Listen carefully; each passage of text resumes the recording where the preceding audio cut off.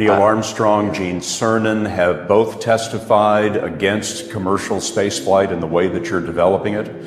I was very sad to see that because those guys are, those guys are heroes of mine, so it's really tough. I wish they would come and visit and see the hardware that we're doing here. And I think that would change their mind. They inspired you to do this, didn't they? Yes.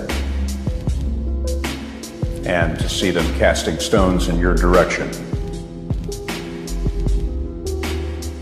It's difficult.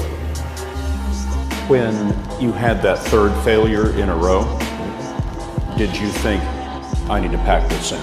Never. Why not? I don't ever give up.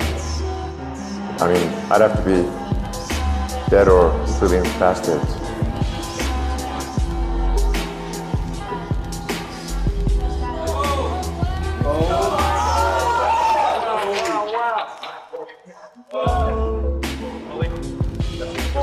Oh my God.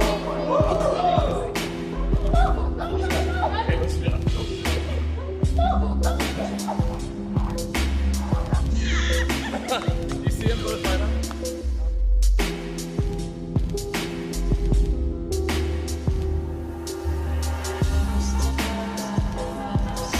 That was the summer of '95. I had no money whatsoever. I was working, doing research in Silicon Valley on a completely different subject and trying to start this company at the same time.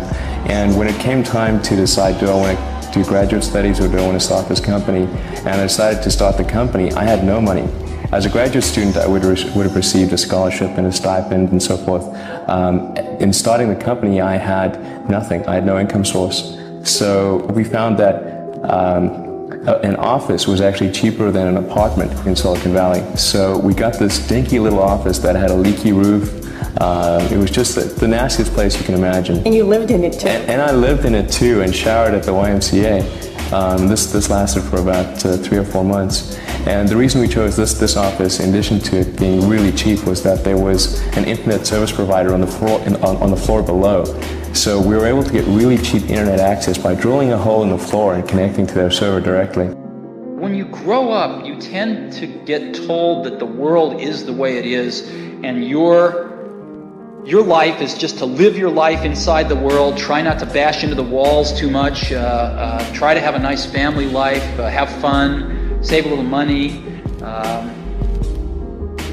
But life, that's a very limited life. Life can be much broader once you discover one simple fact, and that is everything around you that you call life was made up by people that were no smarter than you.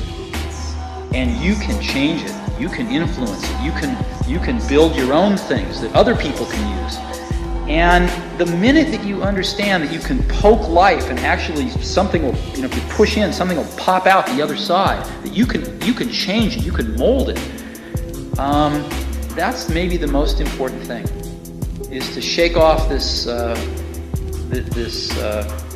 erroneous notion that life is there and you're just going to live in it, versus embrace it, change it, improve it, make your mark upon it. I think that's very important. And however you learn that, once you learn it, you'll want to change life and make it better, because it's kind of messed up in a lot of ways.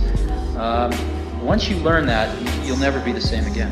We have absolutely nothing to lose. I was 20 years old at the time, Woz was 24 or 5. So we have nothing to lose. I mean, we have no families, no children, no houses. Woz had an old car. I had a Volkswagen van. I mean, all we were going to lose is our cars and the shirts off our back. We had nothing to lose, and we had everything to gain.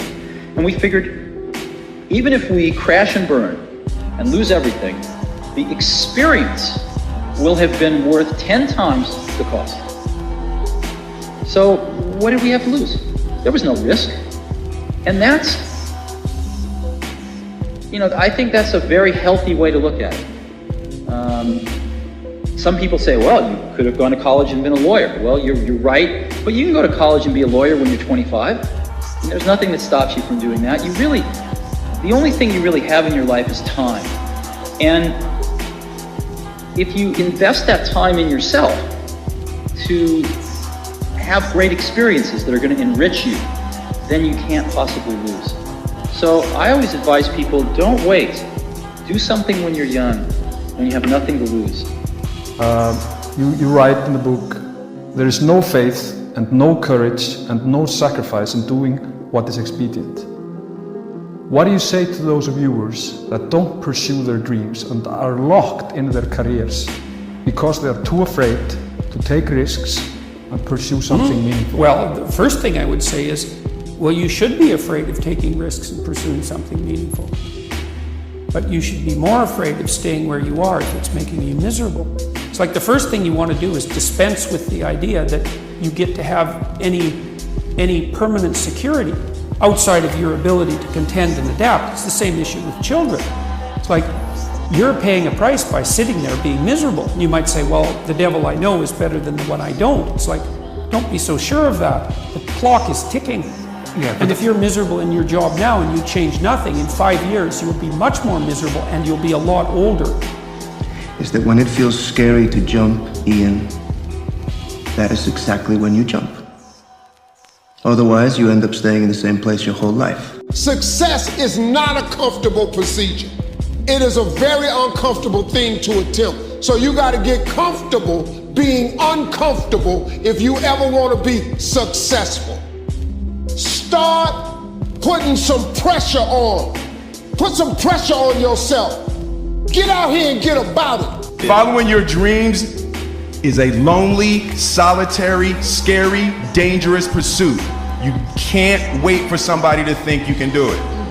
And it's like, because they don't think you can do nothing they can't do. Exactly, bingo. Right? You know what I mean? It's like, it's a lonely, scary, dangerous pursuit, and you got to be willing to risk everything to become that seed of what you believe is in there. You got to be fearless. You got to be relentless. Everybody has dreams, and as much as you want to be able to listen a little bit, because somebody's going to give you a gem, but nobody knows but you. You can't get advice on what you should do with your life, right? Nobody knows what you are.